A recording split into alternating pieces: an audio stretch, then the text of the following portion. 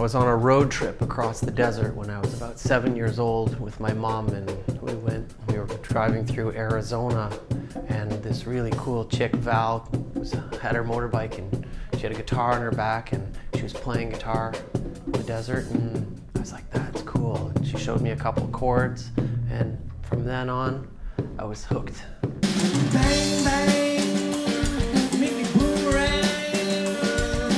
Don't stop till you drop or talk at the night party. I've been doing it my whole life. I've been just playing and singing and playing guitar and piano and just playing for myself if I'm not playing for other people, or practicing, or I always have a number of songs that are on the go that need work. I'm always practicing, and if I'm not practicing, I'm studying with other people or going to shows, or I don't know, it's just in my DNA. I just love music so much that if I'm not playing it or recording or performing, I'm teaching. A tidal wave comes crashing down. I moved so fast I almost drowned. Hang on tight, I'm going down. Sinking, spinning round and round. A second wave coming in, and this is where the end begins. I lived in a number of rural communities in Ontario, communes mostly.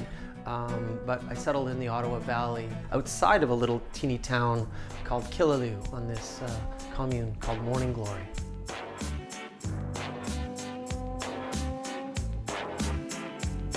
In a land, in paradise. Sea and sand, girl in hand, feels just right. I lived in a dome up there, and it's about a quarter of a mile walk to school, and I used to take my snowshoes or whatever in the winter, and I used to come down this path, and I made it to the road, and then at the end of the road a taxi would pick me up to bring me to the school bus that would drive me to town, and then I would get to school. On a commune there was no electricity or running water or telephones or anything, so it was going to the well and drawing water from the well and just basically living off the land. I get 25 cents for bringing one of those all the way up to my mom's, to our place, the dome. So let's see, how hard is this to pump? It's a one-hander. It's always good. There we go. The thing with this water is, it doesn't get pressure. There is no chlorine or chemicals in this. But it was very isolated, surrounded by forest and nature. Playing in the fields with my other friends, that's basically what we did. And coming to Toronto, it's a complete opposite. It's technology, so many people, so many cultures, so diverse, so busy.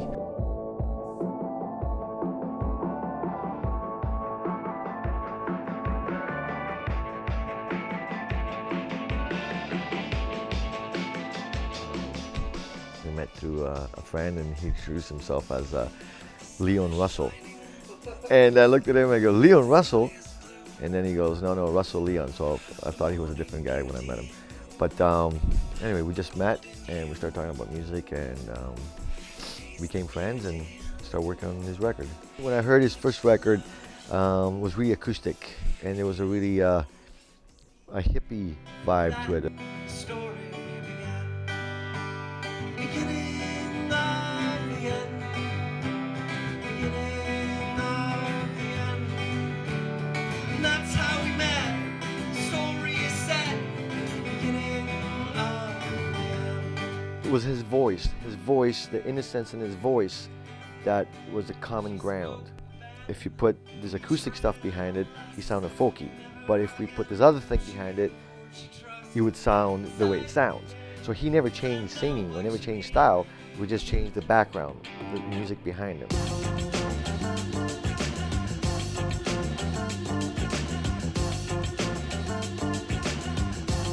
He is, like, his songwriting, it's kind of wacky a bit, you know what I mean? Like, as lyrics, and like there's a certain style going on, like my production is wacky too. So both of us together. The way we use MP3 players and backing tracks is all because of Tino. He is a brilliant musician, so we were inspired by what's going on in the scene right now. I trusted him completely And I'd bring in a song on the acoustic guitar and we would rework it, and then we would record my guitar and play it on keyboards, and we did so much mashing and mishmashing and re-recording and looping and everything that it was, the experience itself was amazing, but I never really knew what the song was going to sound like until the last 3/4 of the song. The whole CD was about the state of mind that I was in as I was writing it, and I wanted something to capture the vibe of the time. So when I look back, it's like a photo album to me and my fans. This time for real. This time for real. This time for real. It's time.